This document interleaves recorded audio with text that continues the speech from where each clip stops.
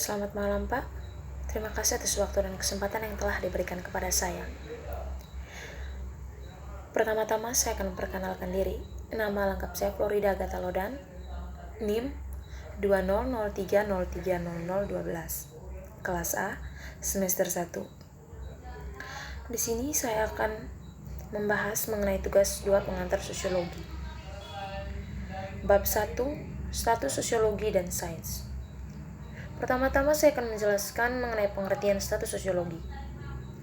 Status sosiologi merupakan salah satu konsep sosial yang menjelaskan tentang posisi seseorang dalam stratifikasi sosial, atau dengan kata lain, status sosial menunjukkan di mana individu berada dalam suatu hierarki. Selama kita terkesan dengan pemahaman dan kendali kita terhadap dunia material, para ilmuwan dan filsuf sains telah mencoba untuk menentukan apa yang membedakan sains modern yang sukses dari jalan buntu, seperti mencoba menghasilkan emas dari batu atau membaca masa depan kita di bintang-bintang. Sayangnya, semua upaya semacam itu gagal menghasilkan garis demarkasi yang tidak ambigu. Dan ketika kita melihat lebih dekat pada apa yang sebenarnya dilakukan oleh para ilmuwan sejati, kita sering menemukan bahwa kehidupan kerja sains gagal untuk menyamai gambaran yang dilukis oleh para filsuf. Tidak kurang kita dapat menemukan terdaftar serangkaian karakteristik yang lebih mungkin ditemukan dalam astronomi daripada astrologi. Misalnya, meskipun kita tidak dapat dengan kepastian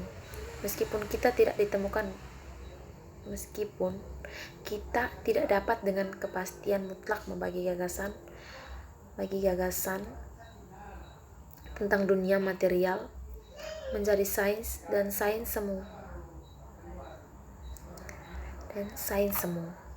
Kita masih dapat secara mengutamakan membicarakan hal-hal yang kurang lebih ilmiah.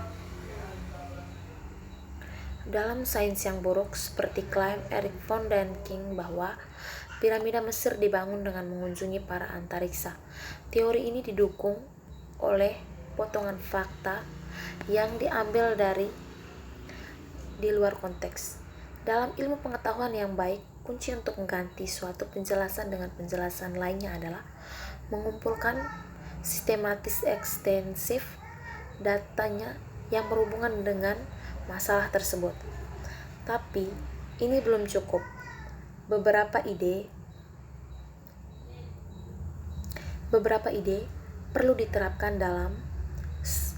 diterapkan untuk memecahkan masalah yang sedang diteliti. Di laboratorium, saya dibantu oleh siswa yang telah saya latih dalam perspektif saya. Saya menghasilkan banyak observasi eksperimen agar sesuai dengan teori saya. Tetapi kemudian para ilmuwan di tempat lain mengulangi pekerjaan saya dan gagal untuk mengonfirmasi temuan saya. Saya harus mempertimbangkan kembali teori saya dalam terang bukti baru. Jika dapat dikembangkan untuk mencangkup hasil baru atau dapat menjelaskan mengapa pengamatan baru itu menyesatkan, maka hal itu tetap berlaku. Jika tidak, kita harus meninggalkannya. Nilai pendekatan ini paling mudah dilihat jika kita mempertimbangkan alternatif. Seorang klien datang ke dukun dengan ruam kulit yang sangat parah. Dukun meracuni seekor ayam, dan dari cara ayam itu terhuyung-huyung sebelum mati, dukun tersebut menemukan bahwa ruam tersebut disebabkan oleh ipar perempuan klien yang penyihir. Klien diberi jimat dan diberitahu bahwa jika dia memakainya selama seminggu, mantranya akan rusak dan ruamnya akan hilang.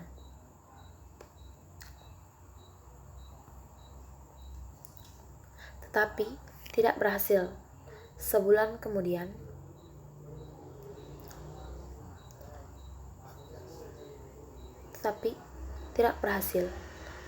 kemudian, ruam itu pun timbul kembali. Alih-alih menyimpulkan bahwa gagasan bahwa penyakit disebabkan oleh mantra jahat itu tidak masuk akal dan bahwa jimat itu tidak memiliki kekuatan penyembuhan. Dukun tersebut menjelaskan bahwa jimat tersebut tidak bekerja karena klien tidak memiliki cukup keyakinan.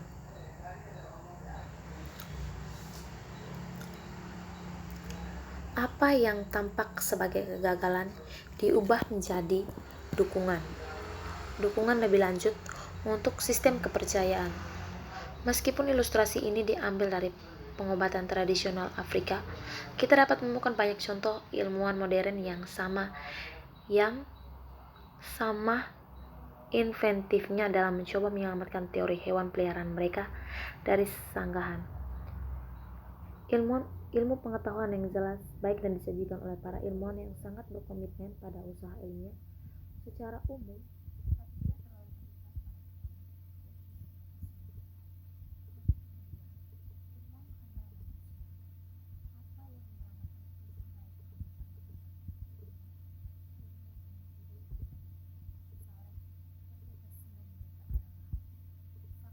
saya orang yang telah menghabiskan 20 tahun